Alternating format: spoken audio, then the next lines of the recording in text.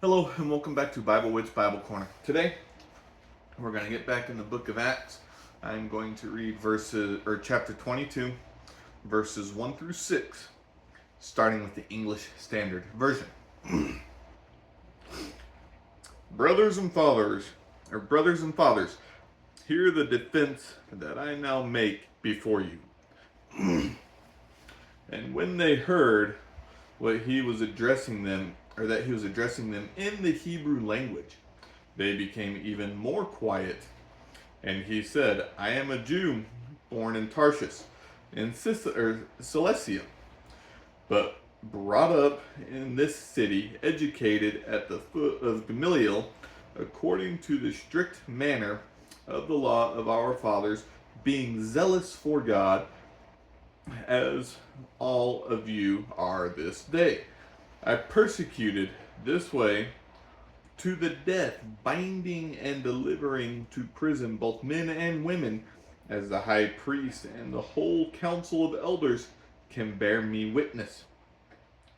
From them I received letters to the brothers, and I journeyed towards Damascus to take those also who were there and bring them in bonds to Jerusalem to be punished.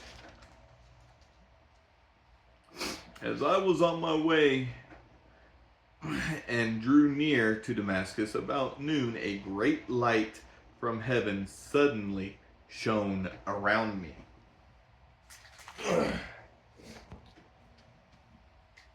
New Century Version.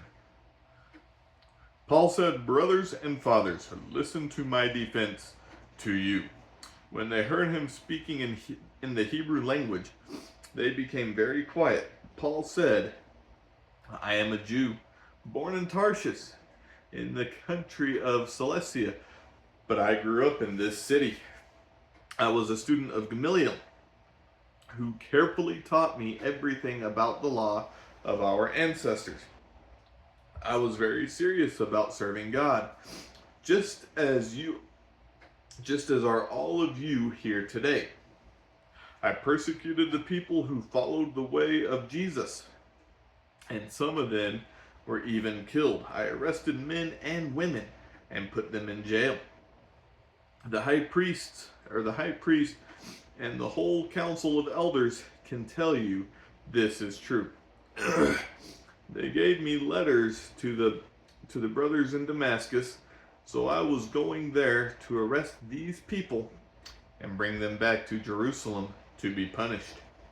About noon, when I came near Damascus, a bright light from heaven suddenly flashed all around me. Okay, so he's getting ready to be put in jail, and he wants to speak to the crowd that is following him, trying to kill him. They suddenly get quiet when he speaks the Hebrew language. Then he proceeds to tell them, as I just read, about his conversion. So we'll read more about that, finish that up possibly tomorrow. But this is a kind of, at this point I would call this a plea, but I would not call it a plea of saving his life, because he has been ready to meet God. He's done God's work. He's ready to meet God in whatever situation happens. Now, what I find interesting about this is they were upset at him until they heard him speak their language. All of a sudden, he was one of them. So they can't be upset at him anymore. We have issues like that today. People get upset, and it doesn't even necessarily have to be language. Let's use hobbies. We get upset at people. We throw insults at people until we find out a few things about them. And at that point, it is honestly extremely difficult to mend any kind of relationship that was there, if there was one at all. Now, Paul, as we have seen, not just in what I've read in Acts, but for those that have read their Bibles, he is a very forgiving person. So he is probably very willing to forgive this crowd for what they are doing.